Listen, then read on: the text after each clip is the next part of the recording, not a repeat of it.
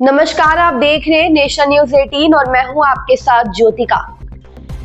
योगी सरकार में भी दबंगों के आगे लाचार दिखी मथुरा पुलिस। भूमाफियाओं के सामने चुप्पी, पीड़ित परिवार पर उल्टी कार्रवाई का आरोप। मथुरा में योगी सरकार के सख्त कानून व्यवस्था के दावों के बीच मथुरा पुलिस की कार्य प्रणाली एक बार फिर सवालों के घेरे में आ गई है। एक गरीब पीड़ित परिवार ने आरोप लगाया है कि दबंग भूमाफियाओं ने खुलेआम हाथ में बंदूक लहराई, फायरिंग की, लेकिन इसके बावजूद पुलिस ने आरोपियों पर कोई ठोस कार्यवाही नहीं की। उल्टा पीड़ित परिवार को ही थाने में बैठाकर प्रताड़ित किया गया।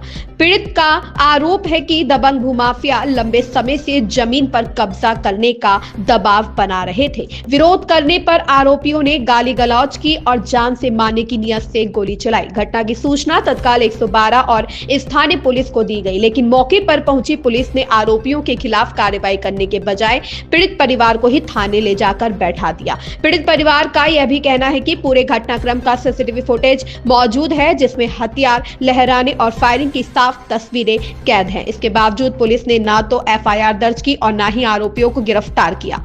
पीड़ित का आरोप है कि मथुरा पुलिस ने भूमाफियाओं से साठ गांठ कर पैसे लेकर मामला दबा दिया। इस घटना के बाद सबसे बड़ा सवाल यह खड़ा हो रहा है कि आखिर मथुरा पुलिस भूमाफियाओं के आगे क्यों चुप है? क्या योगी सरकार के जीरो टॉलरेंस के दावे मथुरा में सिर्फ कागजों तक सीमित है? क्या गरीब और कमजोर वर्ग को न्याय के लिए अब भी दर दर भटकना पड़ेगा? पीड़ित परिवार ने मुख्यमंत्री योगी आदित्यनाथ से पूरे मामले की निष्पक्ष जांच कराने और दोषी पुलिसकर्मियों व भूमाफियाओं पर सख्त कार्रवाई की मांग की है। अब देखना यह है कि शासन प्रशासन इस गंभीर आरोप पर क्या कदम उठाता है। संवाददाता धर्मेंद्र शर्मा की रिपोर्ट। हमने ये हुआ है कि कल मेरा भाई और चाचा का लड़का गोवर्धन की शादी में गए थे।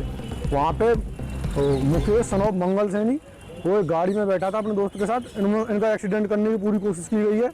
एक चाचा के लड़के के पैर पे गाड़ी चढ़ी है तो उन्होंने बचाव करके वहाँ से भागे, तो उन्होंने उनको ड्राइवर को गाली रोकने की कोशिश की है और गाली भी दी है, तो उसको वहाँ से भाग गया ड्राइवर। तो घर पे आके उन्होंने उसके घर पे कहने गए मुकेश सनोप मंगल के घर पे, तो दौजी लक्ष्मण और लक्ष्मण के पुत्र तेजवीर और कुलदीप बलवीर और मनीराम के बेटे करण देवा और उसमें एक बदन सिंह का बेटा है वो दीपक और उनका पूरा परिवार इकट्ठा होकर साजिश की है। इनको दोनों बच्चों को घेरा है, हमारे चाचा के लड़के को और भाई को। तो वहाँ पे मम्मी गई हैं, चाची गई हैं, तो बच्चों को समझाने के लिए मम्मी और चाची गई हैं। तो उनकी पूरी औरतें और पूरा परिवार के लोग साजिश करते हुए आए। उसमें दौजी प्रतिनिधि है जो पार्षद का, वो अपने हाथ में लाइसेंसी पिस्टल लेके आया है। उसने बच्चों में सीधी फायरिंग की है। उसमें चाचा के लड़के के पैर पे गोली भी छर्रा भी लगा है। उसके बाद ये अपने तमंचे हथियार जो भी लेके आए फायरिंग करते हुए आए सीधी, ईंट पत्थर बरसाए बच्चों में। और बच्चों ने अपने बचाव में फिर वहाँ से भागे और सीसीटीवी घटना में पूरा वो घटना कैद हो गई है। उसमें सीधा फीधा दिखाई जा सकता है कि पार्षद का भाई प्रतिनिधि दौजीराम सैनी और उसके भाइयों के हाथ में लाइसेंसी कट्टे और पिस्टल वगैरह और एक राइफल है।